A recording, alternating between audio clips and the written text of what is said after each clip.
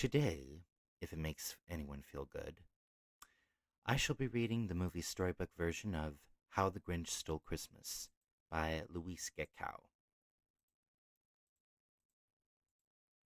It was 3 days, 16 hours, and 32 minutes before Christmas, and every Who in Whoville who wasn't trimming a tree or decking a hall was out shopping, including Cindy Lou Who and her father, Lulu Who. Lou loved Christmas shopping. All Who's did, except for Cindy Lou, who, like many young people, was beginning to question things. And one of the big things she was questioning was the true meaning of the holiday. Was Christmas really about buying and giving presents, or was there more to it than that? Cindy Lou didn't need or want anything from Santa Claus. In fact, the idea of buying someone another snoozle phone just didn't seem very important. But Cindy Lou's brothers, Drew and Stu, knew exactly what was important. They had decided to play hooky from school and climb Mount Crumpet with Junie and Christina in search of some mistletoe. "Where are we?" asked Junie, as they tramped up the mountain past the old Whoville dump. "I think we should go back." "What are you, afraid of the Grinch?" Stu said with a laugh. Of course they all were. Every Who in Whoville was afraid of the Grinch. He had a terrible reputation, and he lived, as they say, in a vast dark cave at the very tippy top of Mount Crumpet, exactly where the teens were headed.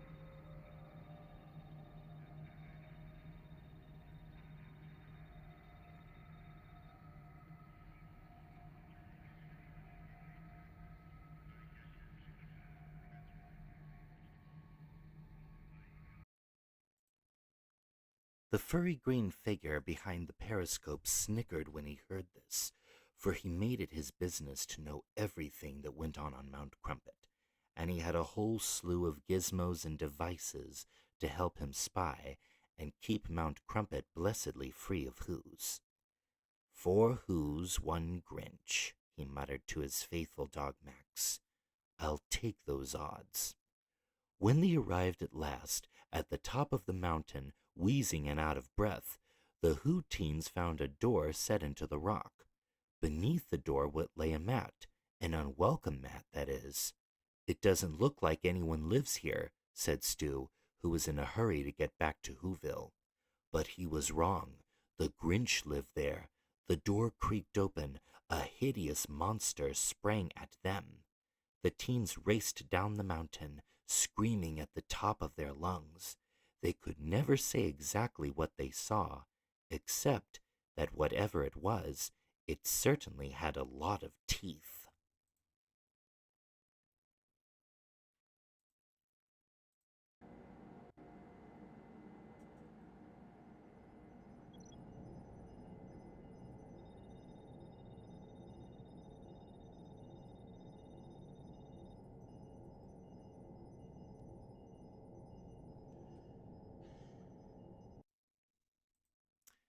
The news was soon all over town.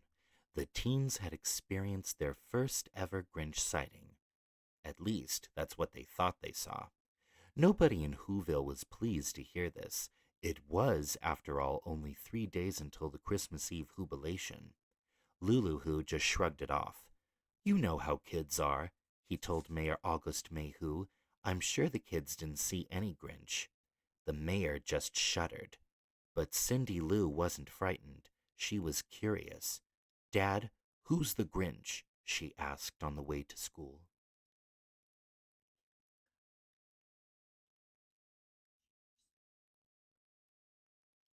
"We'll talk about that later," said her father. "You've got to get to class." Cindy had asked a very good question, even if she didn't get an answer. Just who was the Grinch? Some Who's thought he was a Who'd gone bad. Others thought, well, who knows? Most Who's didn't like to think about him at all. But every Who in Whoville was certain of this. The Grinch hated Christmas, the whole Christmas season, and Cindy Lou Who was one who was determined to find out the reason why.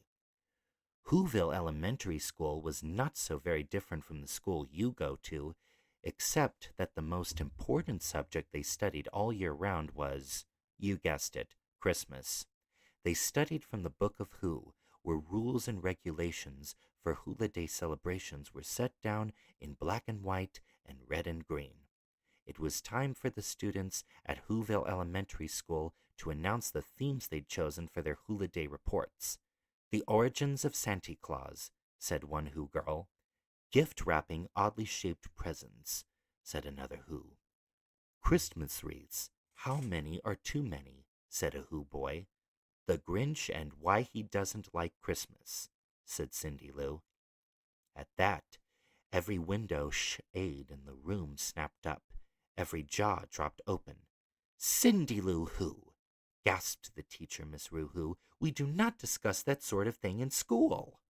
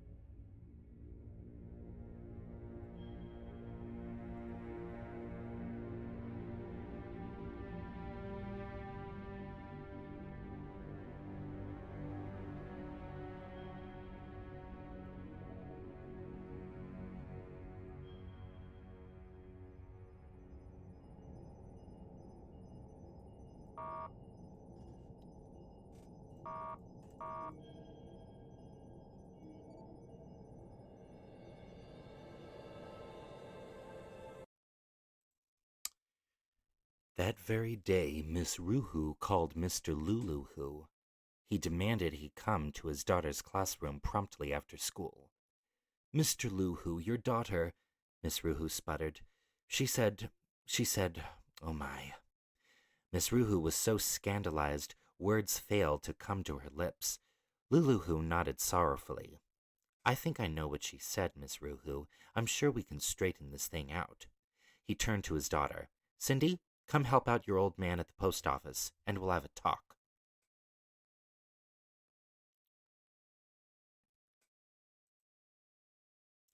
You see, Lou explained, as he stood behind the counter at the post office, helping the first in a long line of Whos get their packages posted in one heck of a rush. The Grinch is a who, well, he's not really a who, he's more of a what that doesn't like Christmas.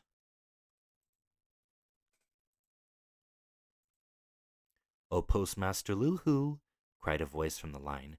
It was Mayor Mayhew. Uh-oh, said Lou. He turned to Cindy. I'm pretty busy right now. Would you mind sorting some mail out back until we can finish our talk? Cindy Lou didn't mind. She was in the back and started sorting mail and putting it into slots. It was a task someone else had already started, but that someone was putting the mail into the wrong slots, and while he was at it, he was sending out fake jury duty notices, chain letters, and nasty notes. Who was that someone? That someone was the Grinch.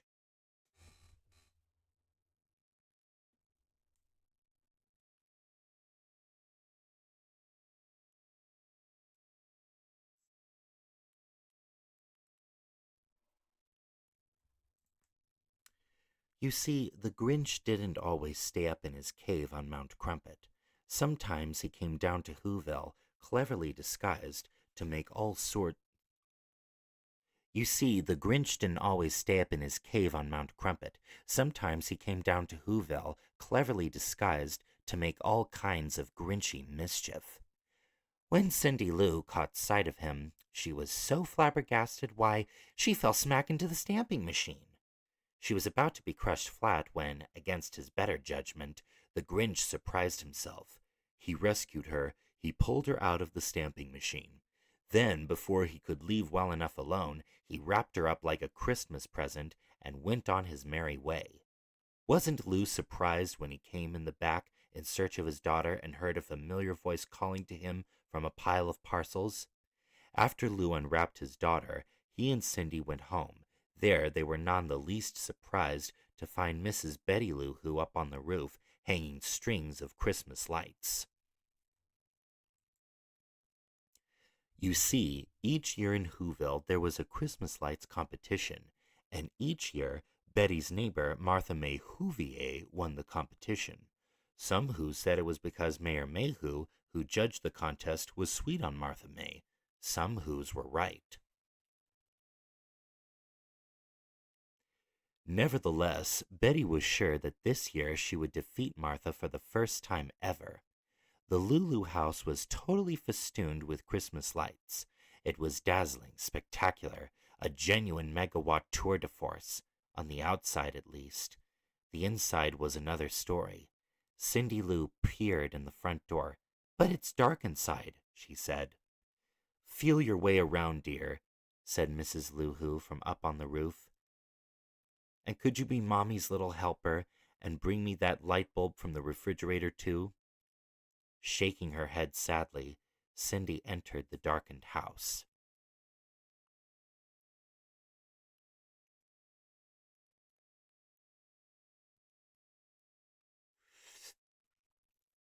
The next day, Cindy commenced her report on the Grinch. She started with an interview with the Who Biddy sisters, Clarinella and Rose. The sisters, Cindy Lou knew, had raised the Grinch from when he was very small. How did the Grinch come to you? Cindy Lou asked. For the interview, she had brought along her tape recorder to record everything that was said. He came the way all Who babies come, Clarinella reminisced softly. On calm nights, they drift down from the sky on little pumbracellas. It was 40 years ago this Christmas Eve. We were having our annual Hula Day celebration. It was morning before anybody realized he was out there, the poor dear. We knew right away he was special. He was a wonderful little whatever he was, and we raised him like any other Who child.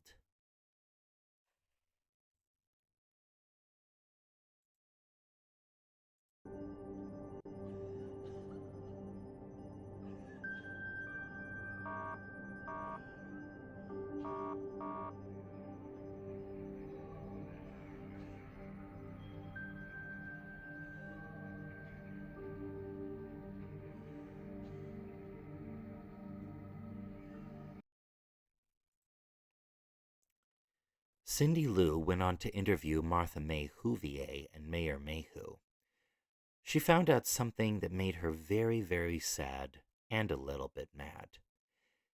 She found out that all the Whos who went to school with the Grinch, especially young Mayhew, had been very mean to him because he wasn't like them. He was different.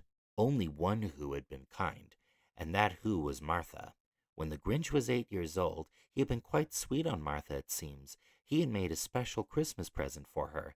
It was an angel that he made of scrap metal and parts he found at the Whoville dump. He was very proud of it. So that Christmas Eve, the Grinch went to school with a paper bag on his head, the angel in his hands, and Martha May in his heart. Miss Ruhu made the Grinch take off the bag. All the children laughed and pointed. You see, the Grinch had tried to shave off his green fur because the other kids had made fun of it. The Grinch's face was covered with nicks and cuts, and he looked, well, even worse than usual. I don't know what's worse, the hack job he did on his face or the hack job he did with his gift, sneered young Mayhew, who had come with store-bought gifts for Martha May. In that moment, the Grinch knew that he could never fit in with the Whos. He was ugly and green, and his present was junky, and Martha May would never be his. He ran for the door, knocking over the Christmas tree and making a mess of the classroom. He never came home that night, Clarinella said, shaking her head sadly. In fact, the mayor had also recalled, that was the last time we ever saw him. No thanks to you, thought Cindy Lou, and that's when she hatched her plan.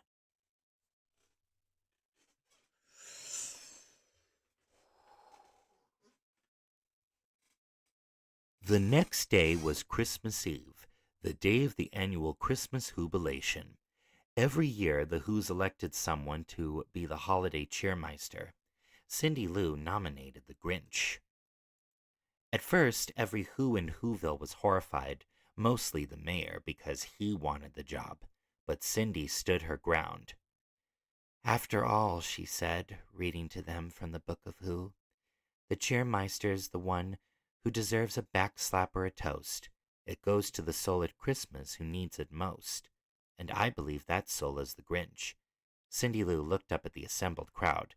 And if you're the Whos I hope you are, you will too. At first, all that could be heard was sniffles. Then the crowd burst into applause. It was settled.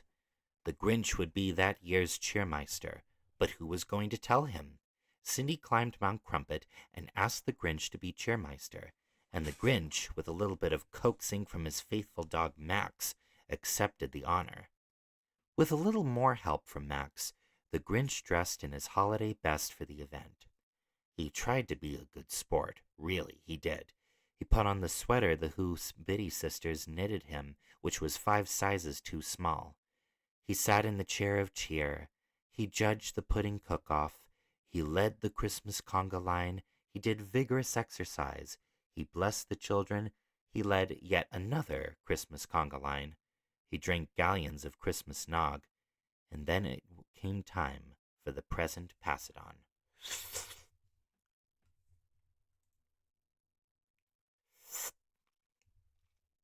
But unfortunately, no one told the Grinch he needed to bring a present.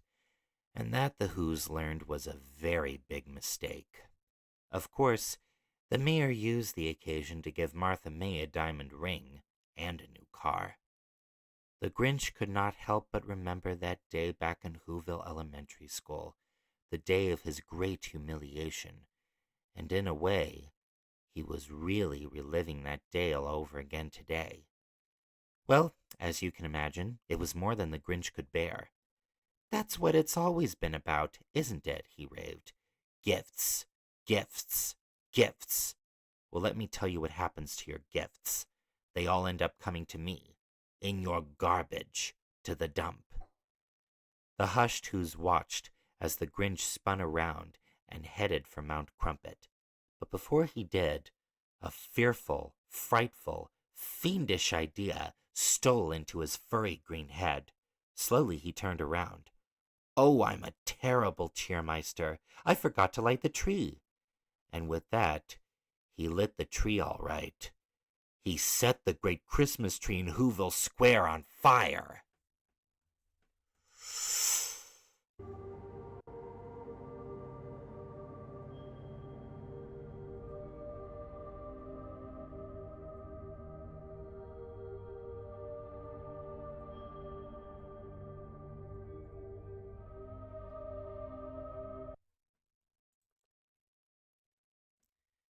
Later, back on Mount Crumpet, "I've got to do something," the Grinch muttered as he paced the floor of his cave. "I must stop this Christmas from coming. But how?"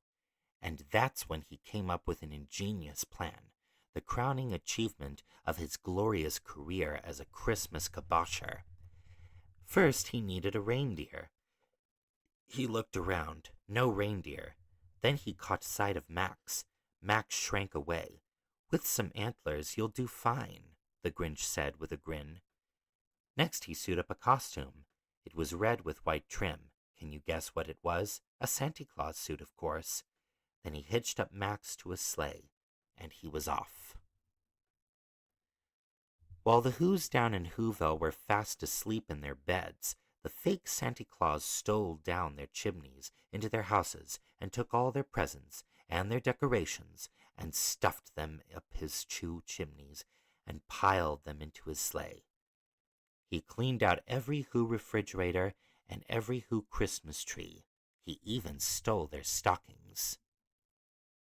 It was at the very last house, at Cindy Lou Who's house, while he was stuffing the tree up the chimney, that he almost got caught. Cindy Lou herself came downstairs that very moment. She stood there rubbing her sleepy little eyes. "Santa, what are you doing with our tree?" she asked. There's a light on this tree that won't light on one side," the Grinch lied. "I'm taking it home to my workshop to fix it." "Santa," Cindy yawned, "don't forget the Grinch. I know he's mean and hairy and smelly, but I think he's actually kinda sweet." Hearing this, the Grinch gulped. When the Who's awoke that Christmas morning, they were in for a shock. Everything, their presents, their trees, their decorations, their holiday food, was gone. In their jammies and slippers, they came together in the town square. "It was the Grinch!" cried Mayor Mayhew. "Cindy Lou Who, I hope you're proud of what you have done." Cindy Lou shrank from the mayor's gaze, and a tear fell down her cheek. But Lulu Who stepped up and put his arm around his daughter. "Well, if she isn't proud, then I am," he said. "I'm glad the Grinch took our presents, because presents are not what Christmas is all about. Gifts and contests and colored lights. I guess that's what Cindy's been trying to tell everyone. Christmas is being about together. Christmas is about being together with our families and loved ones. And that's all." From atop Mount Crumpet, the Grinch peered down at the Who's. He expected to hear a wail of woe. But instead, what did he hear? He heard the sound of Who's singing a sweet Christmas carol. The Grinch hadn't stopped Christmas from coming. It had come anyway. And at that very minute, Cindy Lou Who was coming up Mount Crumpet to ask the Grinch to join the Who's celebration. In spite of himself, the Grinch felt something warm swell in his chest. What was it, can you guess? No one is quite sure, but the Whos think it might have been his heart. His cold, hard little Grinchy heart just might have started to grow.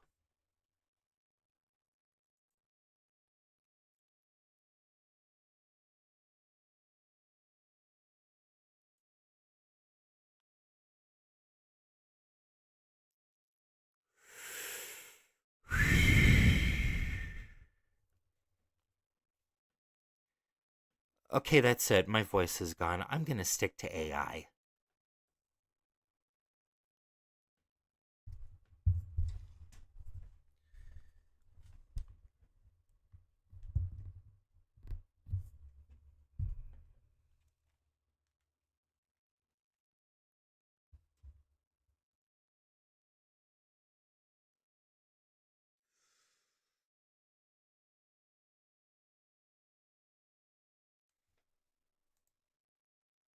Yeah, as a Christmas combustion.